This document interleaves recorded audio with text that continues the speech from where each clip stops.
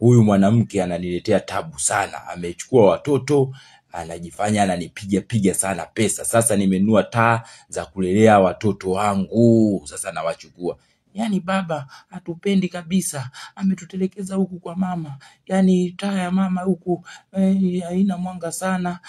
Sasa sisi tumekaa hapa napata joto mpaka nimepasua ya hii. Lakini mdogo wangu hajatoka. Nimeona nimekwenda kumchukua mtoto wangu wa kwanza. Anakuja hapa, taa ziko taa mbili hapa. Watoto wawili wote nimeshawachukua na watatu. Wanawake walikuwa wananipiga sana pesa. Sasa hivi nimechukua watoto wangu na lea wenyewe kwa sababu nina taa za kulelea watoto. Usiona navyoruka.